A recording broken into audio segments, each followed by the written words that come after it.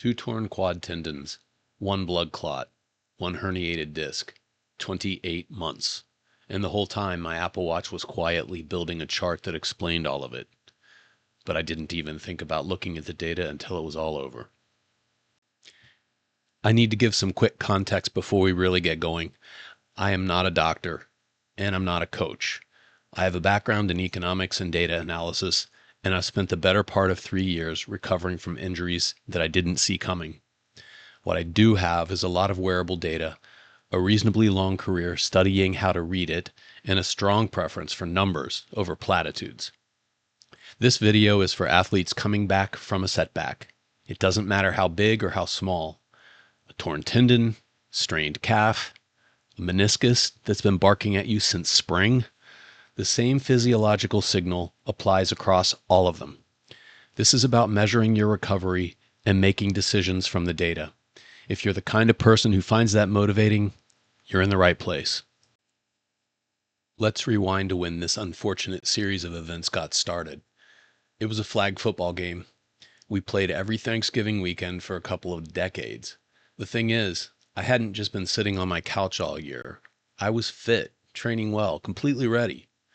Not the kind of guy who pulls a hamstring stepping off a curb. Anyway, I caught the ball, planted my left foot, started to pivot, and heard a crack and felt like a sledgehammer hit me in the kneecap. When I tried to stand up and my leg immediately folded under me, confusion gave way to fear pretty fast. Quadriceps tendon rupture, complete tear, surgery scheduled. I didn't know anything about this injury going in. I learned quickly. It's not common, and the rehab is long. You spend the first month unable to bend your knee, the next 3 months relearning how to walk without a limp, and roughly the following year convincing yourself the slow progress is normal, because it is.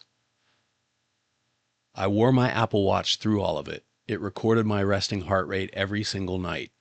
I wasn't looking at it. 16 months into the left side recovery, I tore the right quadriceps tendon. I knew immediately what had happened. I knew the surgery, the timeline, the difficult recovery ahead. I'd lived it for 16 months. None of that made the situation better, but it did mean I already had a framework for what to measure. At week 11 of the right side recovery, I was diagnosed with a deep vein thrombosis. As many of you probably know, that's a blood clot in the leg. It's not very common, but it is a known complication from lower extremity surgery. Then, in early 2026, I developed a disc herniation, which was brought on by the stress my low back endured from elevating my leg to help with blood flow following the DVT. That's 4 major disruptions in 28 months. The good news is that by the end of that 28-month period, I had a pretty amazing data set. When I finally sat down and built the analysis, what I found in 3 years of resting heart rate data stopped me cold. I guess the chart knew things I didn't. This is 3 years of daily resting heart rate data, recorded nightly by my Apple Watch. Every major clinical event is annotated. The gray dashed line is the baseline. Let's walk through it.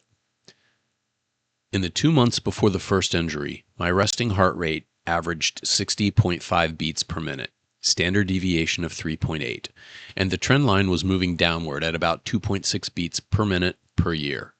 That last part matters. Consistent training produces a measurable cardiac signature. A trained athlete's resting heart rate declines over time. It's not dramatic, but it's real and it's measurable. 60.5 was not a population average, it was mine. It became the reference point for everything that followed. The left quadriceps tendon rupture triggered an immediate step change in resting heart rate, up 9.4 beats per minute within days of the injury. But that initial jump wasn't the peak. The number kept climbing for weeks. The actual high point didn't come at the injury moment or even at surgery. It came at day 69 post-op, 84.7 beats per minute. That's the thing that surprised me most when I first plotted this. The delayed peak reflects cumulative inflammatory load, deconditioning, and physiological stress compounding over weeks. The body doesn't hit its peak stress response at the moment of trauma, it builds. The acute event is the starting gun, not the summit.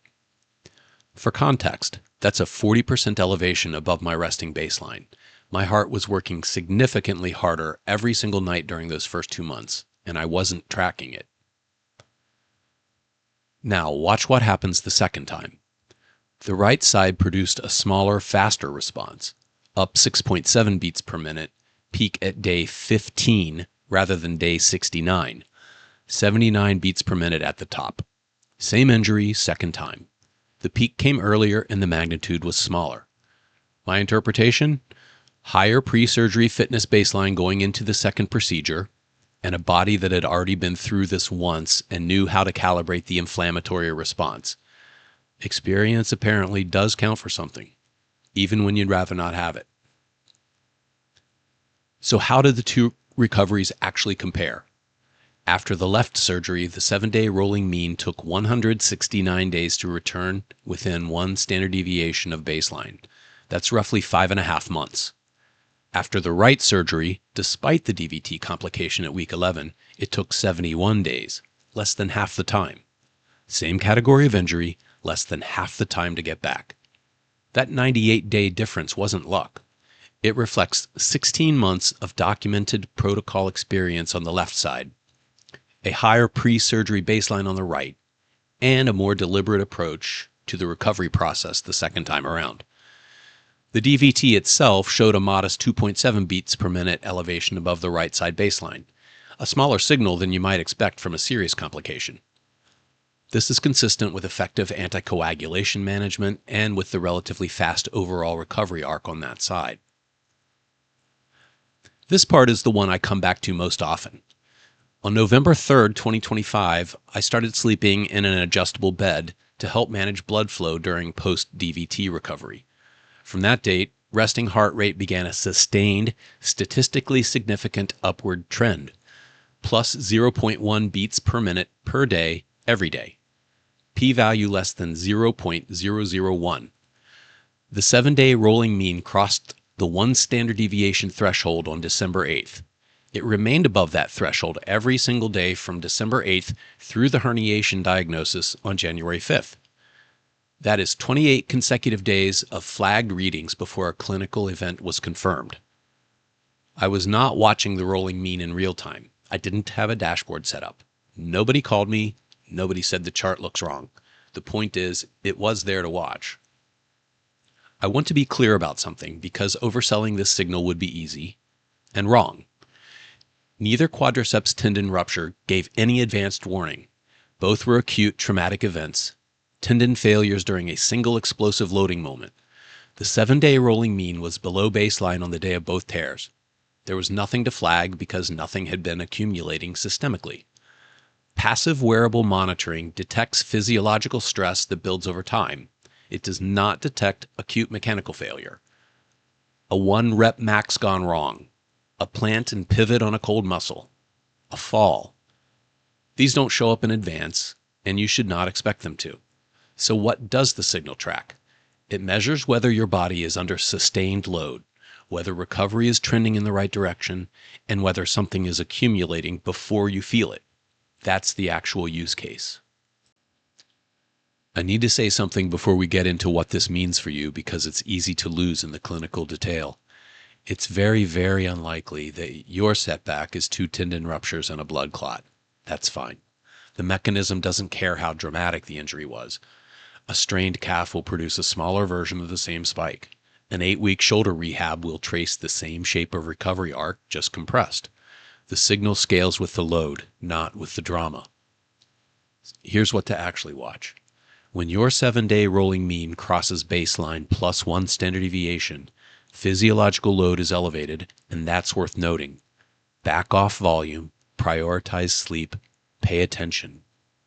When it crosses 2 standard deviations, something is wrong. Don't push through it.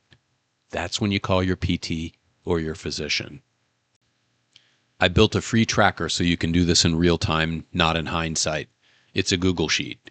You paste in your wearable export, enter your pre-injury baseline in one cell, and it auto-calculates the 7-day rolling mean and flags the threshold crossings automatically. No formulas to set up.